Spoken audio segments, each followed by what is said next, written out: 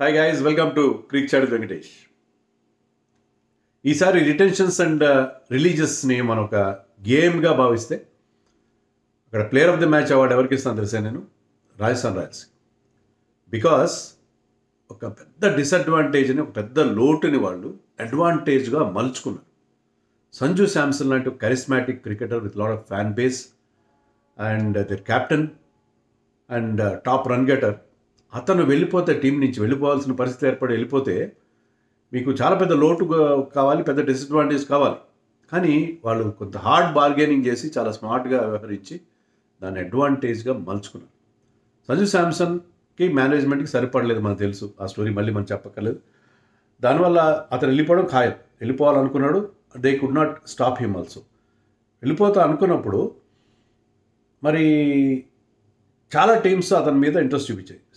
Not only CSK, KKR, Delhi Capitals and according to some reports even Lucknow Super Giants, వీళ్ళందరూ కూడా సంజు కోసం try చేశారు. అది వాళ్ళని అడ్వాంటేజ్గా తీసుకున్నారు. అడ్వాంటేజ్గా తీసుకొని మాకు సంజుతో పాటు సంజుకి ఈక్వల్ అమౌంట్ ఉన్న ప్లేయర్ ఒకరిని ఇచ్చే కాదు, ఇద్దరిని ఇవ్వాలి, by one get one free లాగా ఇద్దరిని తెచ్చుకున్నారు. సో జడేజా లాంటి ఒక టాప్ క్లాస్ ఆల్రౌండర్ని తెచ్చుకున్నారు, మరొక జెన్యున్ ఆల్రౌండర్, జడేజా లాగానే జెన్యున్ ఆల్రౌండర్ అంటే బ్యాటింగ్ బౌలింగ్ రెండు చేయగలవాడు, శామ్ కరన్ కూడా తెచ్చుకున్నారు. వాళ్ళకి ఇటీవల కాలంలో పెద్ద లోటు ఏంటంటే ఆల్రౌండర్స్ లేకపోవడం.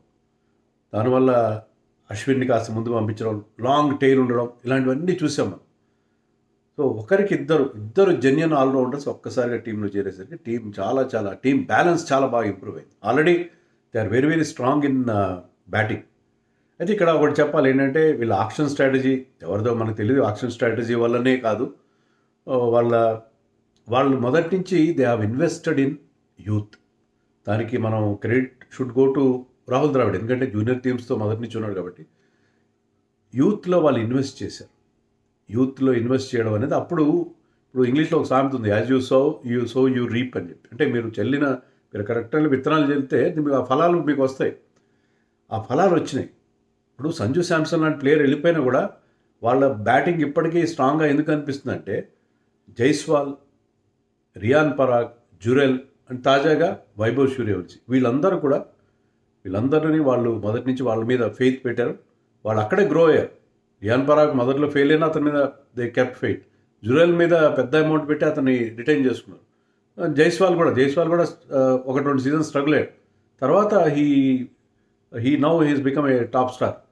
సో వీళ్ళందరి మీద యూత్లో ఇన్వెస్ట్ చేసినందుకు వాళ్ళకి అది కలిసి వచ్చింది. సంజు వెళ్ళిపోయినా అది పెద్ద లోటు లేనట్టుగా అనిపిస్తుంది మరి. So they have done really well.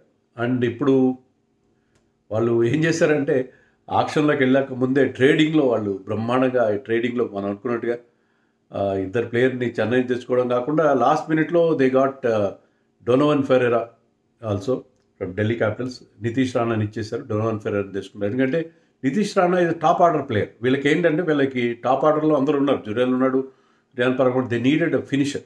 So ఆ ఫినిషర్గా లేట్ ఆర్డర్లో వచ్చి బిగ్ హిట్టింగ్ చేయగల పవర్ హిటర్ అతను Donovan Ferreira. I not seen him back, but it appears is a big 6 hitter. అది స్ట్రైక్ రేట్ కూడా 160 ఉంది ఇంటర్నేషనల్లో కానీ మామూలు T20స్లో కానీ. And currently I think is leading south African T20s also. So captain కూడా చేస్తున్నారు. సో అతన్ని తెచ్చుకున్నారు. సో చాలా బాగా ట్రేడింగ్లో 3 మంచి పిక్స్ వాళ్ళకి లభించినాయి. దానివల్ల వాళ్ళు ఆక్షన్లో పెద్దగా తడుముకోవాల్సిన అవసరం లేదు. వాళ్ళ టీం ఆల్మోస్ట్ సెట్ అయింది, బ్రహ్మాండంగా సెట్ అయింది. So congratulations to Rajasthan Royals. Last season was very very disappointing for them. I think they finish 9th అనుకుంటా, 9th ఫినిష్ చేశారు. కానీ ఈసారి they are looking really strong, చాలా స్ట్రాంగ్గా ఉన్నారు. And the strategy was very good. మరి ఎవరైనా వదిలేశారు వాళ్ళు? సంజు శాంసన్ అఫ్కోర్స్ ట్రేడ్లో వెళ్ళిపోయాడు. నితీష్ రాణా కూడా ఢిల్లీకి ట్రేడ్ అయ్యాడు. శ్రీలంక స్పిన్నర్ సిద్ధని వదిలేశారు, హసరంగా అండ్ తీక్షణ. గమ్మత్ ఏంటంటే వాళ్ళకి ఇప్పుడు శ్రీలంక సంఘకారనే హెడ్ కోచ్గా వచ్చాడు. అతను కూడా ఉన్నాడు డైరెక్టర్గా. ఇప్పుడు హెడ్ కోచ్గా అయిన తర్వాత కూడా ఇద్దరు శ్రీలంకన్ ప్లేయర్స్ని వదిలేశారు. ఫజల్ హక్ ఫరూక్ని ఉంచుకుంటే బాగానే ఉండేది, బట్ ఎందుకు అతను కూడా వదిలేశారు. ఆకాష్ మడ్వాల్ని కూడా వదిలేశారు. కుమార్ కార్తికేయ స్పిన్నర్ని వదిలేశారు. సో ఇది వాళ్ళు బేసిక్గా మేజర్ ప్లేయర్స్ని ఎవరినైతే వాళ్ళు రిలీజ్ చేస్తారో అది. అయినా వాళ్ళకి 16 crores అమౌంట్ ఉంది. ఇంత ట్రేడింగ్ చేసి అంత చేసినా కూడా They still have 16 crores in their kitty, 16.05 to be exact. And they have to fill 9 slots. దాంట్లో ఒకటి ఫారిన్ ప్లేయర్, ఒకే ఒక ఓవర్సీస్ ప్లేయర్ స్లాట్ మిగిలింది. 9 స్లాట్స్ ఫిల్ చేయాలి. 9 చేయకపోవచ్చు వాళ్ళు, బట్ అట్లీస్ట్ 5-6 అయితే చేస్తారు. మరి వాళ్ళ రిక్వైర్మెంట్ ఏంటో మనం చూద్దాం. ముందు రిక్వైర్మెంట్ చూసే ముందు వాళ్ళ current likely 12 along with impact player ఎలా ఉంటుందో చూద్దాం. చాలా బాగుంది, చాలా అంటే చాలా బాగుంది. బ్యాలెన్స్ ఉంది, బౌలింగ్లో ఆప్షన్స్ ఉన్నాయి గతంలో లేనట్టుగా. బ్యాటింగ్లో కూడా మీకు బౌల్ అంత డెప్త్ కనిపిస్తుంది. చూడండి, వైభవ్ సూర్యవంశీ అండ్ జైస్వాల్ ఓపెన్ చేస్తారు. రియాన్ పరాగ్ కానీ జురెల్ కానీ నెంబర్ 3 ఆడతారు. Mostly Riyan Parag, Jurel number 4. జడేజాని క్యాప్టెన్ కూడా కావచ్చు. Jadeja at 5, Hetmyer at 6 and Shubham Dubey at 7 పెట్టాను నేను ప్రస్తుతానికి. శుభం దుబే అది అంటే మారచ్చు, అది combination. Donovan Ferreira, Sam Curran దాకా అంటే నెంబర్ 9 దాకా వాళ్ళకి బ్యాటింగ్ ఉంది. నెంబర్ 9 దాకా బ్యాటింగ్. సో చాలా చాలా డెప్త్, గతంలో లేని డెప్త్ బ్రహ్మాండంగా వచ్చేసింది వాళ్ళకి. అండ్ జోఫ్రా ఆర్చర్ కూడా మంచి ఫామ్లో ఉన్నాడు ఇప్పుడు. గతంలో కంటే కూడా అతను ఫుల్ ఫిట్గా ఉన్నాడు. And of course Tushar Deshpande and Sandeep Sharma could be your impact player. So వీళ్ళకి చాలా చాలా స్ట్రాంగ్. అంటే బౌలింగ్లో మీరు చూడండి ఎన్ని ఆప్షన్స్ ఉన్నాయో.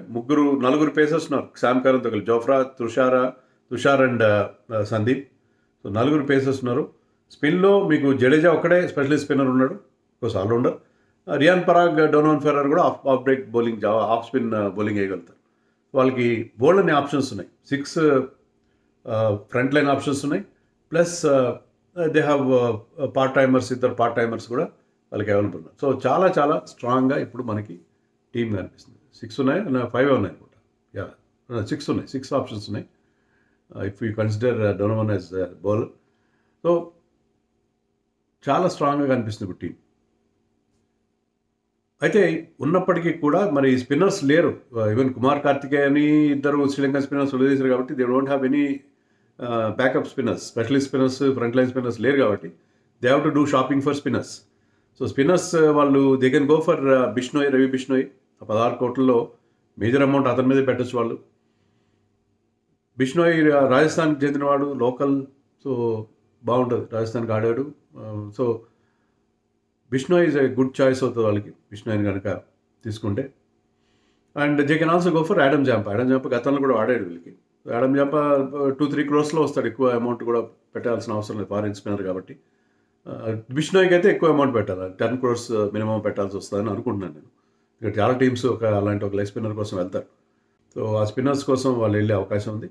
And some Indian backup batsmen కూడా కావాలి వాళ్ళకి. ఇప్పుడు షేక్ రషీద్ లాంటి వాళ్ళు, స్వస్తిక్ చికారా ఇలాంటి, అభినవ్ మనోహర్, మహిపాల్ లోమ్రోర్ అనదర్ రాజస్థాన్ ప్లేయర్, వీళ్ళ కోసం వాళ్ళు బ్యాకప్ ప్లేయర్స్ కోసం కూడా వెళ్ళే అవకాశం మనకి కనిపిస్తుంది. అంతకంటే వాళ్ళు పెద్దగా ఫారిన్ ఫాస్ట్ బౌలర్ కూడా ఒకరు ఇంకా ఎవరైనా అంటే జోఫ్రా, ఎందుకంటే జోఫ్రా యాషెస్ సిరీస్ ఆడతాడు, తర్వాత he might play T20 world cup also.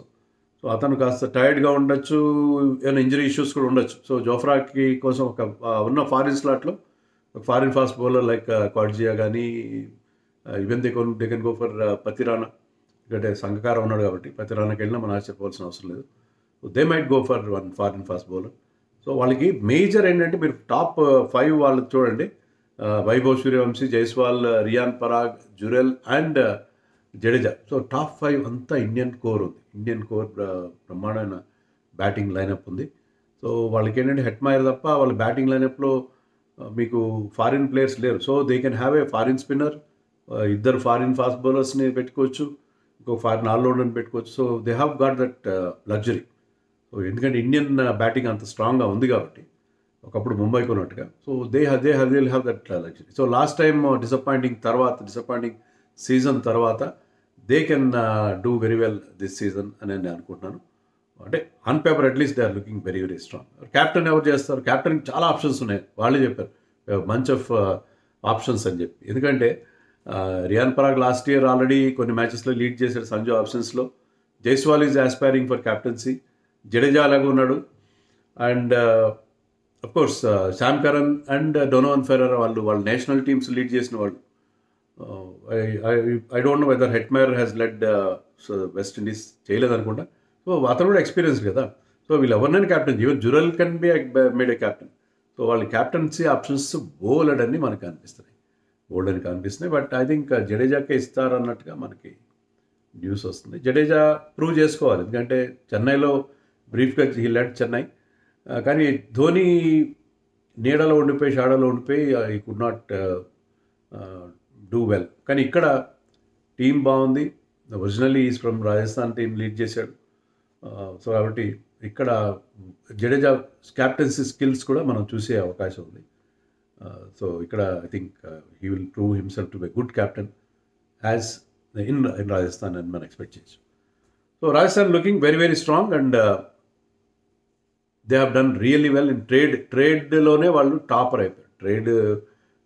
Trade విండోని బ్రహ్మాండంగా యూటిలైజ్ చేసుకుని టీంని ఫుల్ స్ట్రాంగ్గా చేసుకున్నారు. ఏమంటారు?